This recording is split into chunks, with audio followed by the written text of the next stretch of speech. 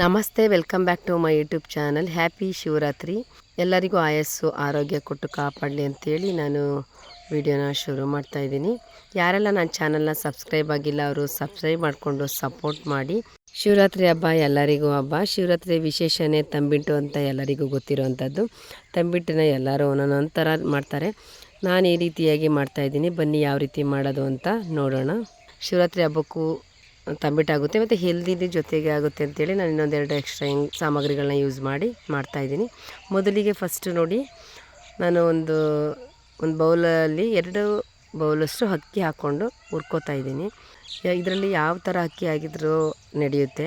ಇದೇ ಅಕ್ಕಿ ಆಗಬೇಕು ಅದೇ ಅಕ್ಕಿ ಆಗಬೇಕು ಅಂತೇನಿಲ್ಲ. ಅಕ್ಕಿ ಅಷ್ಟೇ ಯಾವುದಾದ್ರೂ ಹಾಕ್ಕೊಂಡು ಚೆನ್ನಾಗಿ ಹುರ್ಕೋಬೇಕು. ನಾವು ಹುರಿಯೋದೇ ಇಂಪಾರ್ಟೆಂಟು. ನೀವು ಎಷ್ಟು ಚೆನ್ನಾಗಿ ಹುರ್ಕೋತಿರೋ ಅಷ್ಟು ಚೆನ್ನಾಗಿ ಬರುತ್ತೆ ತಂಬಿಟ್ಟು. ನಾನು ಇವಾಗ ಅಕ್ಕಿನೆಲ್ಲ ನೀಟಾಗಿ ಹುರ್ಕೋತಾ ಇದ್ದೀನಿ. ಫಸ್ಟು ಹೈ ಮಾಡಿಕೊಂಡು ಹುರಿರಿ. ಅಕ್ಕಿ ಸ್ವಲ್ಪ ಗಟ್ಟಿ ಅಲ್ವಾ, ಏನಾಗಲ್ಲ. ಹೈ ಫ್ಲೇಮಲ್ಲೇ ಇಟ್ಕೊಳ್ಳಿ, ಇಲ್ಲಾಂದರೆ ತುಂಬ ನಿಧಾನ ಆಗುತ್ತೆ. ಸ್ವಲ್ಪ ತವ ಗಟ್ಟಿಗಿರೋ ಪಾನ್ನ ಇಟ್ಕೊಂಡು ಹುರಿದ್ರೆ ಇನ್ನೂ ಬೆಟರು. ನಾನು ಗಟ್ಟಿಯಾಗಿರೋಂಥದ್ದು ತೊಗೊಂಡು ನೀಟಾಗೆಲ್ಲ ಹುರ್ಕೋತಾ ಇದ್ದೀನಿ. ನೋಡಿ ಇವಾಗೆಲ್ಲ ಎಷ್ಟು ಕಲರ್ ಚೇಂಜ್ ಆಯಿತು.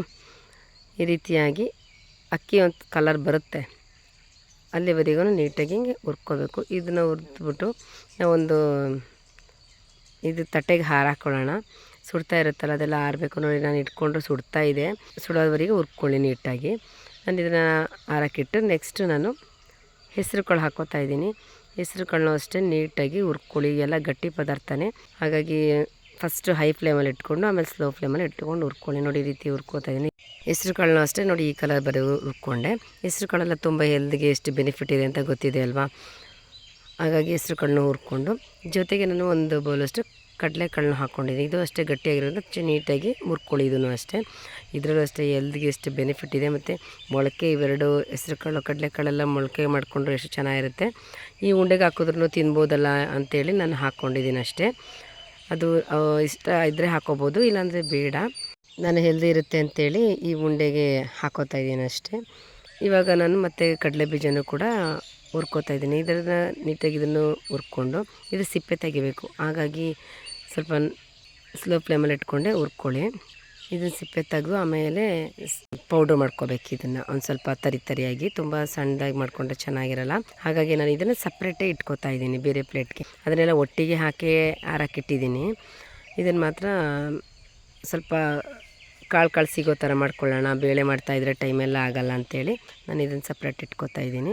ಇದನ್ನು ಅಷ್ಟೇ ಹಾರಾಕಿಟ್ಟು ಇದನ್ನು ಸಿಪ್ಪೆನ ತಗೊಂಡು ಆಮೇಲೆ ನಾನು ಲಾಸ್ಟಲ್ಲಿ ತರಿಯಾಗಿ ಮಿಕ್ಸಿ ಮಾಡ್ಕೋತೀನಿ. ಇಲ್ಲಿ ನಾನು ಯಾವುದನ್ನು ಕೂಡ ಮಿಲ್ಲಲ್ಲಿ ಪೌಡ್ರ್ ಮಾಡಿಸ್ತಾಯಿಲ್ಲ, ಮನೆಯಲ್ಲೇ ಮಿಕ್ಸಿಲೇ ಮಾಡ್ಕೋತಾ ಇದ್ದೀನಿ.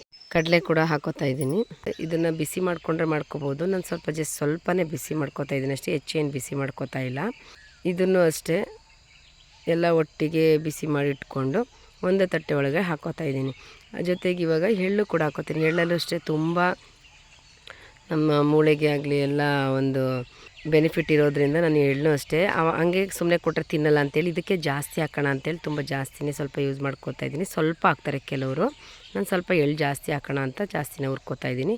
ಅದೇ ರೀತಿ ಕೊಬ್ಬರಿನೂ ತುರಿದಿಟ್ಕೊಂಡಿದ್ದೆ ಸ್ವಲ್ಪ, ಅದನ್ನು ಅಷ್ಟೇ ಹಾಗೆ ಬಿಸಿ ಮಾಡಿಕೊಂಡು ಜಸ್ಟ್ ಬಿಸಿ ಮಾಡ್ಕೊತಿದ್ದೀನಿ ಅಷ್ಟೇ. ಇದನ್ನು ಅದ್ರ ಜೊತೆಗೆ ಹಾಕಿ ತಂಬಿಟ್ಟಿಗೆ ಮಿಕ್ಸ್ ಮಾಡ್ಕೊತೀನಿ. ಇವಾಗ ನೋಡಿ ಎಲ್ಲ ಹಾರಾಕಿಟ್ಟಿದ್ದೆ. ಅದಕ್ಕೆ ಈಗ ಒಂದು 4-5 ಏಲಕ್ಕಿ ಕೂಡ ಹಾಕ್ಕೊಂಡಿದ್ದೀನಿ. ಕಡಲೆ ಬೀಜನ ನೋಡಿ ಹಿಂಗೆ ಸಿಪ್ಪೆ ಮಾಡಿ ಇಟ್ಕೊಂಡಿದ್ದೀನಿ. ಒಂದೊಂದು ಸಿಪ್ಪೆ ಹೋಗಲಿಲ್ಲ ಅಂದರೂ ನಡೆಯುತ್ತೆ.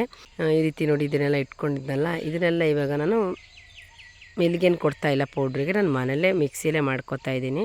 ನಾನು ತುಂಬ ತೀರಾ ಪೌಡ್ರ್ ಮಾಡ್ಕೋತಾ ಇಲ್ಲ. ನೀವು ಮಾಡಿ ನೋಡಿ ಒಂದು ಸಲ ಮಿಕ್ಸಿಲಿ ಒಂದು ಚಿಕ್ಕ ಒಂಥರ ತರಿಯಾಗಿ ಬಂದಿರುತ್ತೆ. ಅದು ತಂಬಿಟ್ಟು ಮಾಡಿ ತಿಂದಾಗಂತೂ ಸೂಪರಾಗಿರುತ್ತೆ. ನೀವು ಒಮ್ಮೆ ಮಾಡಿ ಈ ಥರ ಗೊತ್ತಾಗುತ್ತೆ. ನಾನು ಮಿಕ್ಸಿಲೇ ಮಾಡ್ಕೋತಾ ಇದ್ದೀನಿ. ನೋಡಿ ಇಷ್ಟು ರುಬ್ಬಿಟ್ಕೊಂಡಿದ್ದೀನಿ ನಾನು. ಒಂದು ಹತ್ರ ಎಲ್ಲ ಹಾಕ್ಕೋತಾ ಇದ್ದೀನಿ. ನೋಡಿ ಈಗ ಕೊಬ್ಬರಿ ಮಾತ್ರ ತುರ್ಕೊಂಡಿದ್ನಲ್ಲ, ಅದನ್ನು ಮಿಕ್ಸಿಗೆ ಹಾಕಲಿಲ್ಲ, ಹಾಗೆ ಬಾಯಿಗೆ ಚೆನ್ನಾಗಿ ಸಿಗುತ್ತೆ ಅಂತೇಳಿ ಫಸ್ಟ್ ಅದನ್ನು ಹಾಕ್ಕೊಂಡು ಆಮೇಲೆ ಮಿಕ್ಕಿದ ಕಾಳುಗಳನ್ನೆಲ್ಲ ಹುರಿದಿಟ್ಕೊಂಡಿದ್ನಲ್ಲ ಅದನ್ನೆಲ್ಲ ಮಿಕ್ಸಿ ಮಾಡ್ಕೋತಾ ಇದ್ದೀನಿ. ಈಗ ಮಿಕ್ಸಿ ಮಾಡ್ಕೊಂಡಿದ್ದಾಯಿತು. ಮತ್ತು ಕಡಲೆ ಬೀಜ ಸಪ್ರೇಟೇ ಮಾಡಿಕೊಂಡೆ, ಸ್ವಲ್ಪ ತರಿಯಾಗಿರಲಿ ಅಂಥೇಳಿ ಸಪ್ರೇಟ್ ಮಾಡಿಕೊಂಡು ಅದನ್ನು ಅಷ್ಟೇ ಇವಾಗ ಎಲ್ಲ ಪೌಡ್ರ್ ಮಾಡಿದ್ದನ್ನು ಅದರೊಳಗಡೆಗೆ ಹಾಕಿ ಮಿಕ್ಸ್ ಮಾಡ್ಕೋತಾ ಇದ್ದೀನಿ. ಇದ್ರ ಜೊತೆಗೆ ನಾನಿವಾಗ ಸ್ವಲ್ಪ ಕಡಲೆನೂ ಕೂಡ ಮಿಕ್ಸ್ ಮಾಡ್ಕೊತಾ ಇದ್ದೀನಿ, ಅದು ಬಾಯಿಗೆ ಸಿಗ್ತಾ ಇರುತ್ತೆ ಚೆನ್ನಾಗಿರುತ್ತೆ ಅಂತೇಳಿ. ಮತ್ತು ಕೊಬ್ಬರಿನೂ ಕೂಡ ನಾನು ತುರಿದಿದ್ರು ಸಣ್ಣ ಸಣ್ಣ ಪೀಸಸ್ ಕೂಡ ಮಾಡ್ಕೊಂಡು ಇಟ್ಕೊಂಡಿದ್ದೆ, ಅದನ್ನು ಕೂಡ ಹಾಕ್ಕೊತಾ ಇದ್ದೀನಿ. ತಿನ್ಬೇಕಾದ್ರೆ ಎಷ್ಟು ಚೆನ್ನಾಗಿರುತ್ತೆ ಅಂದರೆ ತುಂಬಾ ಚೆನ್ನಾಗಿರುತ್ತೆ. ಮತ್ತು ಕೊಬ್ಬರಿಲೆಲ್ಲ ಎಲ್ಲ ನಮಗೆಲ್ರಿಗೆ ಒಳ್ಳೆಯದಾಗಿರೋದ್ರಿಂದ ನಾನು ಇದೆಲ್ಲ ಯೂಸ್ ಮಾಡಿ ಮಾಡ್ತಾಯಿರೋದು. ಮತ್ತು ಎಳ್ಳು ಕೂಡ ನಾನು ಹೆಚ್ಚುನೇ ಹಾಕ್ಕೊತಾ ಇದ್ದೀನಿ, ಹಾಗೆ ಕೊಟ್ಟರೆ ತಿನ್ನಲ್ಲ ಅಂಥೇಳಿ. ಈ ಉಂಡೆಗೆ ಕೊಟ್ಟಾಗ ಅದರೊಳಗೆ ಸೇರುತ್ತಲ್ಲ ಆವಾಗ ತಿಂತಾರೆ ಅಂತ ಹೇಳ್ಬಿಟ್ಟು ನಾನು ಹೆಚ್ಚು ಎಳ್ಳು ಕೂಡ ಹಾಕ್ಕೊಂಡಿದ್ದೀನಿ. ಕೊಬ್ಬರಿ ನಾವು ಇದು ಯೂಸ್ ಮಾಡಿರೋವಂಥದ್ದೆಲ್ಲ ಎಲ್ರಿಗೆಲ್ಲ ತುಂಬ ಒಳ್ಳೆಯದೇ. ಶಿವರಾತ್ರಿ ಹಬ್ಬಕ್ಕೆ ಶಿವಂಗೆ ನೈವೇದ್ಯ ಇಟ್ಟಂಗೆ ಆಗುತ್ತೆ, ಅದ್ರ ಜೊತೆ ನಾವು ಹೆಲ್ತ್ ಬೆನಿಫಿಟ್ ತೊಗೋಬೋದಲ್ಲ ಅಂತೇಳಿ ನಾನು ಈ ಥರ ಎಲ್ಲ ಹಾಕ್ಕೊಂಡಿದ್ದೀನಿ. ಮತ್ತು ಅದೆಲ್ಲ ಕಲಸಿಟ್ಟೆಲ್ಲ ಆದಮೇಲೆ ನಾವು ಸ್ವಲ್ಪ ಬೆಲ್ಲ, ಒಂದು ನೀರು ಹಾಕಿ ಬೆಲ್ಲಗೆ ಸ್ವಲ್ಪ ಪಾಕ ತೊಗೊಳ್ಳೋಣ. ಅಂದರೆ ತುಂಬ ಪಾಕ ತೊಗೊಳ್ಳೋದಂಥ ಅವಶ್ಯಕತೆ ಇಲ್ಲ, ಜಸ್ಟ್ ನೀರು ಹಾಕಿ ಒಂದೆರಡು ಸೆಕೆಂಡ್ ಹಿಂಗೆ ಬಿಸಿ ಮಾಡ್ಕೊಳ್ಳಿ. ಪಾಕ ಥರ ನೋಡ್ಕೊಳ್ಳೋದು, ಗಟ್ಟಿಗೆ ತೊಗೋಬೇಕು ತೆಳ್ಳಗೆ ತೊಗೋಬೇಕು ಆ ಥರ ಏನೂ ಇರಲ್ಲ.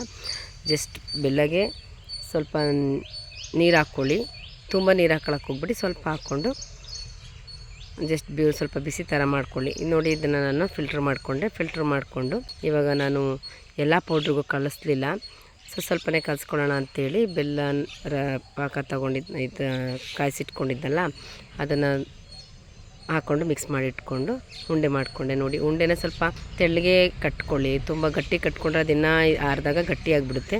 ನೋಡಿ ಈ ರೀತಿಯಾಗಿ ನಾನು ಉಂಡೆ ಮಾಡಿ ಇಟ್ಟಿದ್ದೀನಿ. ನೋಡಿ ಎಳ್ಳೆಲ್ಲ ಎಷ್ಟು ಚೆನ್ನಾಗಿ ಕಾಣಿಸ್ತಾ ಇದೆ, ಕಡಲೆ ಬೀಜ ಕಡಲೆ ಮತ್ತು ತರಿಯಾಗಿ ಕಾಣಿಸ್ತಾ ಇದೆ. ನೋಡಿ ಎಲ್ಲ ಪೌಡ್ರ್ ಮಾಡೋದ್ರಿಂದ ತುಂಬಾ ಚೆನ್ನಾಗಿದೆ, ನೀವು ಮಾಡಿ ನೋಡಿ. ಮಿಕ್ಸಿಲೇ ಪೌಡ್ರ್ ಮಾಡೋದ್ರಿಂದ ಅದು ತರಿಯಾಗಿರುತ್ತಲ್ಲ, ಮತ್ತು ಹುರಿದಿದ್ದೀವಲ್ವ ಅದ್ರ ಟೇಸ್ಟ್ ಏನೋ ತುಂಬ ಚೆನ್ನಾಗಿರುತ್ತೆ. ಮಕ್ಕಳು ಕೂಡ ಇಷ್ಟಪಟ್ಟು ತಿಂತಾರೆ.